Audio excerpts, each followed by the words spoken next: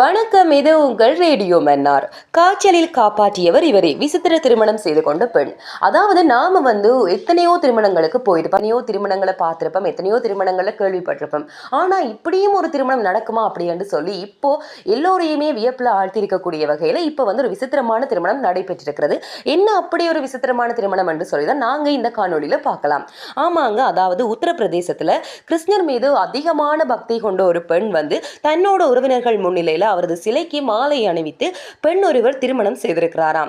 அண்மையில அவருக்கு காய்ச்சல் ஏற்பட்டிருக்கிறது. இந்த காய்ச்சல் வந்த போது கிருஷ்ணருக்கு பூஜை செய்ததாகவும் அதுக்கப்புறமா தன்னுடைய காய்ச்சல் குணமாகியதாகவும் அந்த பெண் தெரிவித்திருக்கிறாரு. இதனால அதனை தொடர்ந்து தன்னுடைய வாழ்க்கையில் ஏராளமான மாற்றங்கள் நிகழ்ந்தன என சொல்லிய அவர் இதனால் கிருஷ்ணரையே திருமணம் செய்து கொள்ள போகின்றேன் என்று பெற்றோரிடம் தெரிவித்திருக்கிறாரு.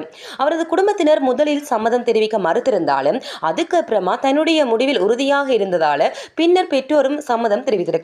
இதனை அடுத்து பாரம்பரிய சடங்குகளுடன் கிருஷ்ணருக்கும் அவருக்கும் திருமணம் நடைபெற்றிருக்கிறது. வழக்கமான திருமண நிகழ்ச்சி போன்றே கிருஷ்ணர் சிலைக்கும் அந்த பெண்ணுக்கும் அவரது உறவினர்கள் முன்னிலையில திருமணம் கோலாகலமாக நடந்தது. இது தொடர்பான பல காணொளிகள் இப்போ சமூக வலைதளங்கள்ல, சமூக ஊடகங்கள்ல வெளியாகி கொண்டிருக்கிறது. சமூக ஊடகங்கள்ல எல்லோராலையும் பகிரப்பட்டு கொண்டிருக்கிறது.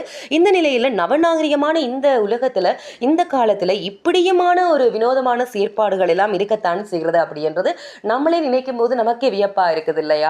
அந்த மாதிரி, அதாவது இதே மாதிரியான பல செயற்பாடுகள், பல நிகழ்வுகள் நமக்கு தெரியாம நடந்து கொண்டுதான் இருக்கின்றது.